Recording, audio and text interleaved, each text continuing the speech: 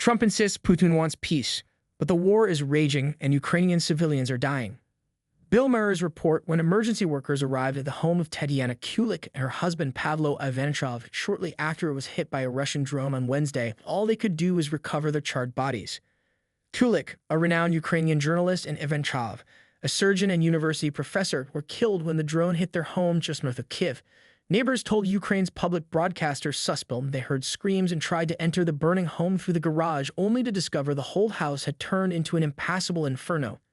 As U.S. President Donald Trump pushes for a deal to end the war in Ukraine and dresses down Ukraine's president in front of reporters at the White House, Moscow every day keeps launching deadly attacks against Ukraine.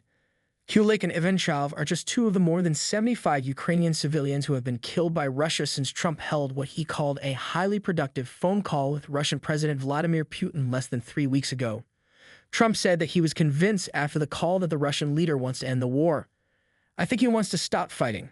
I see that. We spoke long and hard," the U.S. president said. Trump berated Zelensky for allegedly not wanting to engage in diplomacy with Putin, who has repeatedly violated earlier agreements, launched an unprovoked invasion of Ukraine, and is overseeing the killing of Ukrainian civilians on a daily basis. Speaking in front of the cameras on Friday, Trump criticized Zelensky for the hatred he's got for Putin and accused him of not wanting a peace, a suggestion Zelensky rejected.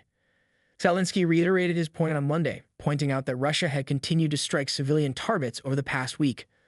"Those who seek negotiations do not deliberately strike civilians with ballistic missiles.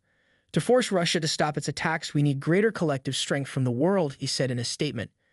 "Ukraine is fighting for the normal and safe life it deserves, for a just and reliable peace. We want this war to end. But Russia does not, and it continues its aerial terror," he added.